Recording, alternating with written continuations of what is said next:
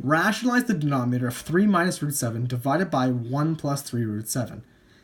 Now, you can see that the denominator has a root 7 in it, which is irrational, so we want to eliminate that root, and the way we're going to do that is by something called multiplying by the conjugate. The conjugate is just the same expression, but with a flipped sign in the middle. And so in this case, we're going to multiply by 1 minus 3 root 7, and of course, if we do that in the denominator, we have to do that also in the numerator. What this does is it takes advantage of what's called a difference of squares, where if we have some value plus another value, a plus b, times a minus b, that's going to give us a squared, in other words, the first thing squared, minus the second thing squared. And because we're squaring a root, square root, that's going to cancel out the square root and get a rational number. So first off, I'm going to do the numerator. In this case, we have to FOIL, so 3 times 1 is 3. 3 times negative 3 root 7 is negative 9 root 7.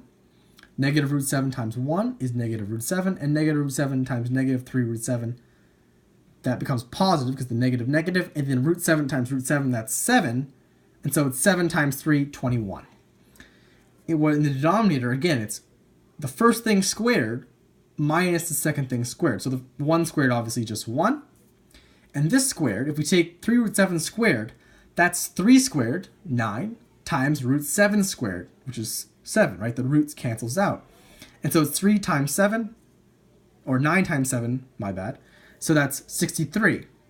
And so now we can simplify this. In the numerator, we have 3 plus 21, that's 24. We have like radicals, we can combine them, so that becomes negative 10 root 7. And the denominator, we have negative 62.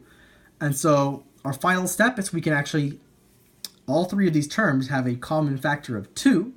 So we can divide numerator and denominator by 2, and we can get 12 minus 5 root 7 divided by negative 31, and that's our final answer.